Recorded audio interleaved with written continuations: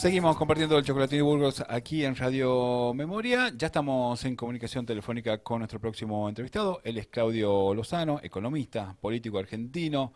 Fue diputado nacional en varios periodos, director del Banco de la Nación Argentina, es presidente del Partido Unidad Popular y coordinador también del Instituto de Pensamiento y Políticas Públicas. Bienvenido, Claudio, a Radio Memoria de La Rioja. Hola, ¿qué tal? ¿Cómo les va? ¿Cómo anda? Un Buen gusto día. saludarlos y saludar a la audiencia. Gracias por Gracias. atendernos. Claudio, vos que conocés mucho los pasillos ahí del Congreso, ¿qué te pareció lo que se vivió ayer? Mirá, me parece que estamos viviendo probablemente uno de los congresos más lamentables de la historia política reciente de la Argentina, ¿no? Creo que el tema de no haberse logrado el quórum suficiente como para poder avanzar en la moción de censura sobre Adorni muestra de manera casi brutal el nivel de degradación del sistema político argentino. No porque el tema de Adorni sea el tema más serio que nos está ocurriendo, pero ciertamente porque por detrás de él están pasando cosas muy graves en términos de desarticulación de las condiciones de vida de nuestro pueblo y entrega general de la soberanía de la Argentina. Pero lo cierto es que, digamos, Adorni aparece como un símbolo brutal de agresión descarada, de falta total de ética pública y demás, y frente a eso y de manera manifiesta, digamos, una vez más el sistema político institucional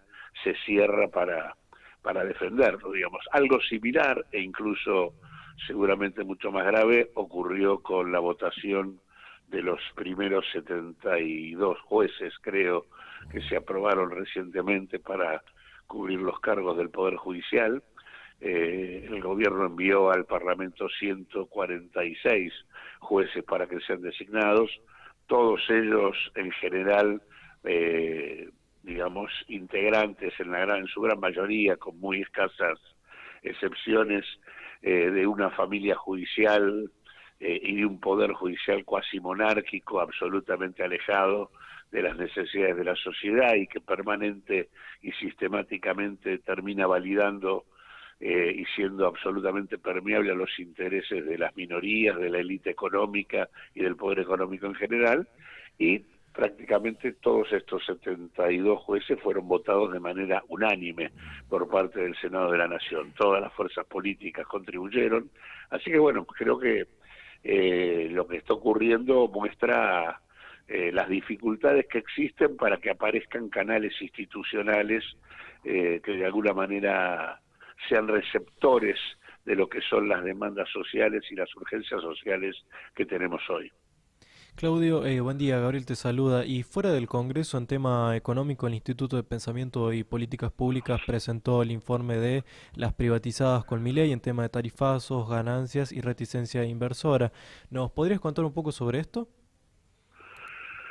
Sí, mirá, forma parte de los materiales que nosotros vamos sacando de cada una de las realidades que estamos viviendo en materia económica, social y política. En este caso, lo que estudiamos, este trabajo lo desarrollaron fundamentalmente los compañeros Gustavo Zanotti y Martín Llor.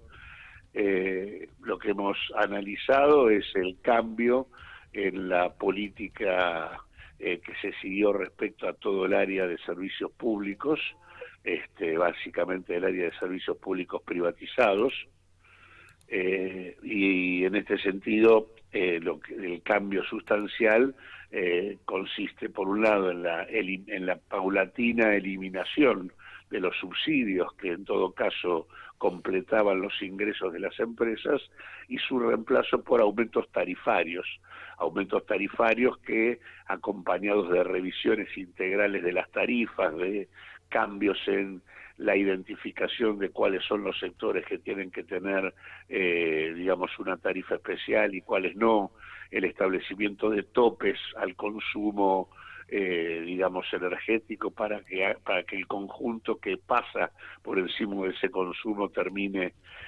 pagando toda la tarifa y demás. Todas las políticas que se aplicaron en materia tarifaria dieron como resultado los tarifazos que efectivamente se han vivido, digamos, durante estos 2 años, y que concretamente le han permitido a estos sectores una apropiación de excedentes realmente muy significativa. Para que tengamos una dimensión, mientras que los precios del conjunto de la economía evolucionaron en estos 2 años, 2023-2025, en un 334%, digamos, los sectores vinculados a la evolución tarifaria tuvieron una evolución de sus precios del 762%, es decir, más que duplicaron la evolución promedio, siendo junto con el sector financiero quienes tuvieron las mejores evoluciones en materia de precios. Esto obviamente repite el tipo de alineamiento de los precios que suelen tener los gobiernos neoliberales, en donde las áreas de servicios y el área financiera son aquellas que tienen mejores comportamientos, consecuentemente los que permiten lograr mayores rentabilidades, y esto no solo ocurre hoy, sino que ocurrió durante la etapa de Macri, ocurrió durante la década de los 90 en la convertibilidad, y ocurrió también durante la dictadura militar con la conducción de Martínez de Oz en el ámbito de la economía. Así que, en primer lugar, tarifazos que permitieron una ampliación del excedente económico de estos sectores de manera muy significativa. La segunda cosa que pudimos ver es que el cambio entre una gestión de del área del sector de las empresas que prestan servicios públicos, Sí. La gestión vía subsidios, a esta gestión en donde los subsidios se eliminan y dan lugar a incremento de tarifas, va a producir 2 impactos muy concretos. El primero, una reducción del ingreso disponible para el conjunto de los hogares, básicamente porque el peso del costo de los servicios, de agua, de luz, de gas, el tema del transporte y demás, termina teniendo un peso, el tema de las comunicaciones, ¿no? Todo termina teniendo un peso que se transforma prácticamente en el 14-15% del total de un salario promedio de un trabajador formal, e incluso medidos con respecto a los hogares con trabajadores en situación de informalidad, el peso se duplica prácticamente respecto al ingreso total que el hogar tiene. Es decir, que el ingreso del que disponen los hogares para consumir no solo se ve reducido por el hecho de que la evolución de los ingresos estuvo por debajo de la evolución de los precios durante estos 2 años, sino que además lo que hay es un peso cada vez mayor de los servicios dentro del total de la canasta de consumo del hogar, con lo cual el ingreso disponible termina siendo aún menor. El tercer elemento que nosotros vimos es quienes se fueron consolidando fundamentalmente a partir de esta beneficiosa posición en el circuito económico a través de los tarifazos, y vemos que se han ido consolidando un grupo muy reducido de grupos nacionales que tienen la presencia dominante en todos estos sectores. Ahí está el grupo Mindling, cuya empresa central es Pampa Energía, y que obviamente está situado en el sector de la generación eléctrica, en el sector del transporte de gas y del transporte de electricidad. Está el banquero Brito, a través de la empresa Geneia, que también, digamos, tiene, además de su presencia en el sistema financiero, porque son los dueños del Banco Macro, al mismo tiempo tiene presencia también en la generación de energía renovable, en la distribución de gas y en el transporte de energía eléctrica. Después tenemos el caso de Arnequian, presente en el sector de aeropuertos y también en el sector energético a través de la Compañía General de Combustible.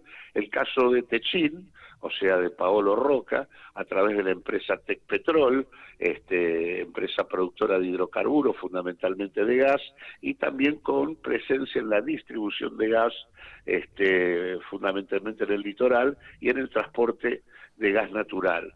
El caso de Vila Manzano es otro caso, con su control fundamentalmente sobre Denor y su presencia en el área de distribución eléctrica, petróleo, minería y medios.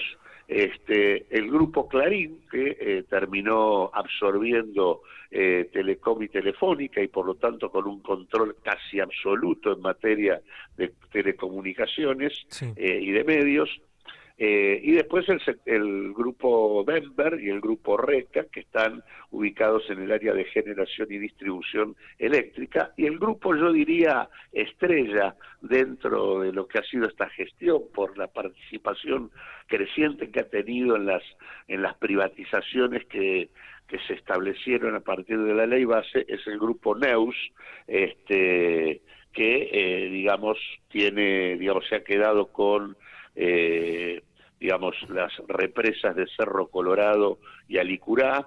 Se tiene también el control de la empresa de distribución eléctrica de Tucumán y de Jujuy, y tiene también presencia en Trasnoa y Transcener. Es decir, hay un grupo por detrás de los tarifazos y de esta beneficiosa posición en el circuito económico. Lo que tenemos es la consolidación de un núcleo muy reducido de grupos empresariales, la gran mayoría de ellos de carácter nacional, pero que tienen una fuerte posición e incidencia sobre los marcos regulatorios de prestación de servicios públicos esenciales para el conjunto de la comunidad. Y el otro elemento que también vimos es que este proceso de incremento de tarifas, apropiación de excedentes por parte de un reducido núcleo de grupos empresarios, no tiene como correlato el hecho de que el incremento de la facturación y de la rentabilidad que estos grupos empresarios han obtenido en el curso de estos 2 años se traduzca en un incremento importante de los niveles de inversión. Los niveles de inversión prácticamente en términos del porcentaje sobre ventas se han mantenido exactamente igual y en algunos casos incluso se han reducido. Viendo en el marco de los análisis de los balances que estuvimos en el poder adquisitivo de los hogares y que además complican la estructura de costos de las empresas pequeñas y medianas y de las microempresas, el tema de un núcleo muy reducido de grupos empresarios como beneficiarios directos y con control de los marcos regulatorios, Claro, y con y nombre por propio. supuesto en ese contexto ningún impacto positivo en materia de inversiones. Claro, y todo eso, como decís vos, no se traduce en una mejora para el servicio y para los usuarios, ¿no? Que terminamos pagando todo eso. Te quería preguntar porque leí una noticia... Pagando más, con sí, menos pagando calidad. más sin que la calidad mejore. Tal cual. De hecho, hubo un corte ahora muy importante, un apagón muy importante en Buenos Aires. Te quería preguntar, Sí. Claudio, porque estaba leyendo una nota de Infobae, donde dice que tras casi 7 años de cepo cambiario, ya hay empresas energéticas que han reactivado la transferencia de sus dividendos al exterior. O sea, ni siquiera quedan, lo que ganan queda acá en el país, entre ellas Chevron y Shell.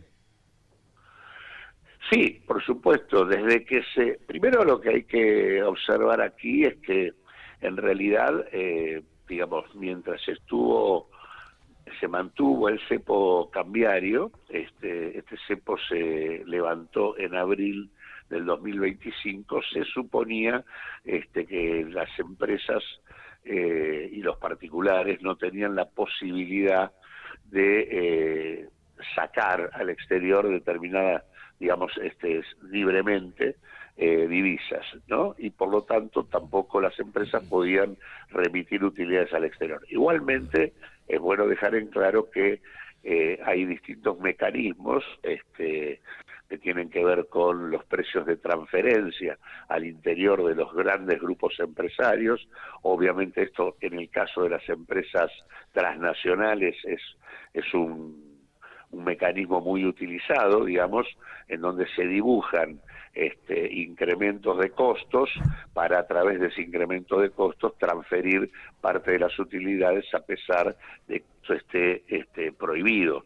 Y lo mismo ocurre con grupos empresarios locales que en su expansión transnacional tienen contrapartidas y presencia con empresas propias en países vecinos o en el exterior, fundamentalmente, que es el caso de grupos que tienen presencia en Montevideo y consecuentemente a través de ese mecanismo hacen triangulaciones varias que les permiten eludir el tema del cepo. Pero lo cierto es que a partir de que desde abril del 2025 para acá se habilitó la posibilidad de que las personas físicas pudieran sacar libremente divisas, el incremento de la fuga de capitales ha sido monumental, y ahora con la autorización a el giro de utilidades, esto se ha pronunciado muchísimo más. De hecho, en términos de formación de activos externos en el exterior, el total de esta fuga para el curso de los 2 años de gestión entre el 2023 y el 25 está en el orden de los, digamos, hasta abril del 2026 está en el orden de los 39.000 millones de dólares. Así que en general lo que tenemos en la Argentina es que buena parte del saldo comercial positivo que la Argentina obtuvo en el curso de este periodo de gestión económica, que está en el orden de los 46.000 millones de dólares, se termina yendo primero por el déficit en materia turística, resultado del retraso cambiario vigente, que hace sumamente favorable el turismo en el exterior y debilita el turismo local. Ahí hay un déficit de aproximadamente 17.000 millones de dólares negativos para la Argentina. En términos de fuga de capitales se han ido aproximadamente 39.000 millones de dólares, y en términos de pago de deuda pública, tanto de intereses como de capital, estamos hablando de 20.000 millones de dólares. Obviamente esto implica que digamos, mientras teníamos un saldo comercial favorable de 46.000 millones, terminamos con una salida de divisas que duplica prácticamente el saldo comercial obtenido por la Argentina, y que hace que esto se sostenga, como siempre, con deuda, ya sea deuda que tome el Estado con organismos multilaterales o con acreedores privados.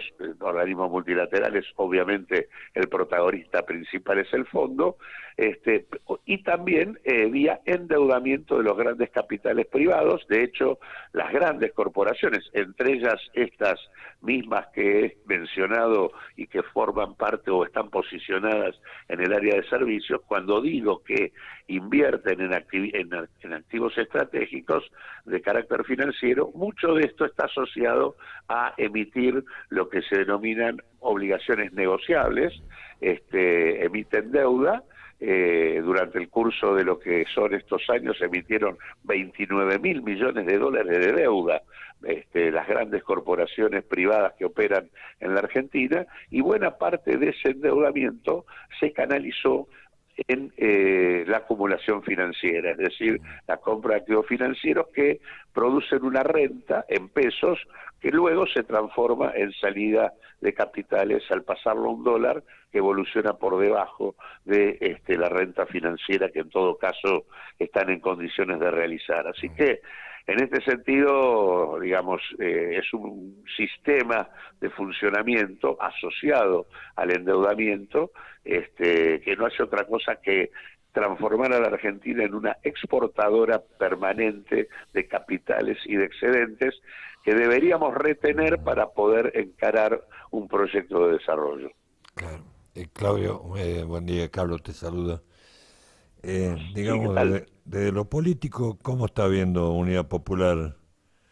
Bueno, esto es lo que queda del año y el año que viene, 2027 en el tema de elecciones y todo eso? ¿Qué panorama están analizando? Bueno, lo que vemos es que estamos, digamos, en el marco de una revancha oligárquica que en todo caso no cesa. El modelo se profundiza. Lo único que está ocurriendo y que diferencia la etapa es que la legitimidad del gobierno ha ido mermando. Es decir, como resultado de los procesos de movilización popular que se han dado desde diciembre del año pasado hasta el momento actual, y que tuvieron que ver con la disputa y la confrontación en el marco de la discusión de la reforma laboral, que implicaron el debate de la ley de glaciares, que implicó el 24 de marzo, el 8 de marzo de las mujeres y las diversidades, el 24 de marzo en el marco de los 50 años del golpe militar, y las movilizaciones vinculadas, por ejemplo, al caso del desfinanciamiento universitario y demás. Todo esto, que implicó millones de personas movilizadas en la Argentina, ha hecho que el humor y la opinión pública respecto a la situación de la gestión del gobierno se haya modificado. Hoy hay un consenso social que cuestiona esto. Lo que no hay, como resultado en gran medida de lo que han sido los resultados electorales del 2025, es un sistema institucional que canalice este tipo de movilizaciones y de cuestionamiento, y creo que esto, bueno, hace que, digamos, al mismo tiempo viene acompañado de un debate político bastante pobre, en donde yo diría que la derrota vivida por las experiencias populares en el 2023 primero y en el 2025 después, con el triunfo de Milei en ambas elecciones, ha producido un impacto en términos de confusión, debate, disputa, internismo y demás en el conjunto de las fuerzas políticas, incluso de signo popular, que hace que no aparezca con claridad una propuesta política. Es más, que el debate esté muchas veces orientado al tema de cómo armar una propuesta electoral en el 2027, en lugar de estar discutiendo lo que habría que discutir hoy, que es en el marco de un gobierno absolutamente, digamos, saqueador, que profundiza la desigualdad, absolutamente autoritario y represor, y con niveles de corrupción aberrantes como los que estamos viendo.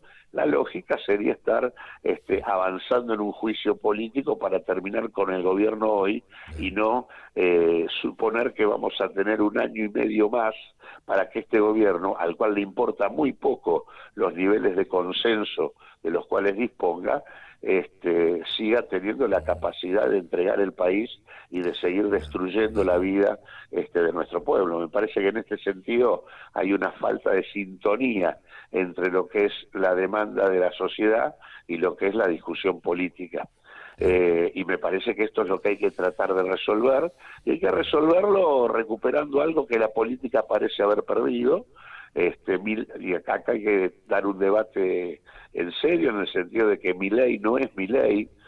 Milei es el mascarón de proa de un bloque de poder político, económico, social e institucional muy importante, que involucra a AEA, la Asociación Empresaria Argentina, como el espacio que nuclea los principales capitales, grupos y corporaciones que dominan el poder económico en nuestro país, y que no es otra cosa que el correlato del Consejo Empresario Argentino que presidía Martínez de Oz y que capitaneó el golpe de Estado del 76, AEA por un lado, los Estados Unidos por otro, integrando también ese bloque de poder que respalda este rumbo que está teniendo la Argentina. En términos políticos no es solamente La Libertad Avanza. Cuando vemos las votaciones que tenemos en el Congreso, lo que ocurrió ayer, el voto sobre los jueces y lo que ha venido ocurriendo con leyes absolutamente inconstitucionales que el Parlamento ha terminado sacando y votando, claramente no es solo La Libertad Avanza es el PRO, es una parte muy importante de la Unión Cívica Radical, es parte del partido justicialista, es el acompañamiento de los multimedios hegemónicos y consecuentemente ese bloque de poder es el que incluso hoy, frente al derrumbe de la legitimidad de Milei, está evaluando alternativas que le permitan reemplazarlo para que con un reemplazo de alguna manera se mantengan las conquistas logradas en esta revancha oligárquica por parte de este gobierno y en todo caso se siga gestionando probablemente con mejores modales que los que este presidente tiene. Y la verdad que el campo popular tendríamos que estar discutiendo cómo armar otro bloque de poder que tenga que ver con la representación de los trabajadores, con los sectores empresarios del movimiento de la economía popular y cooperativa y social, con los sectores culturales, universitarios, científicos. ¿Cuál es el bloque de poder que en todo caso se puede parar a confrontar con el bloque de poder que lleva adelante un proyecto regresivo como el que tenemos hoy?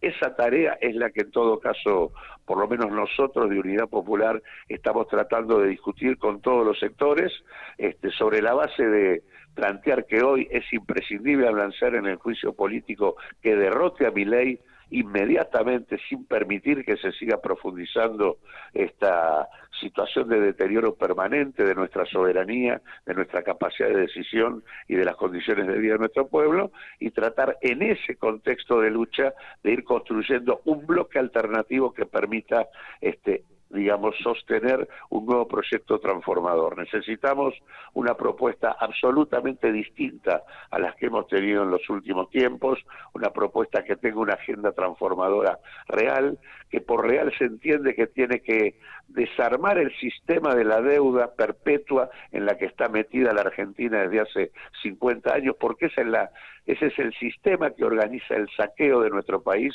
y el que alinea permanentemente a la Argentina en términos de destrucción de su soberanía y de subordinación al imperialismo norteamericano. En ese contexto y de esa manera estamos trabajando hoy.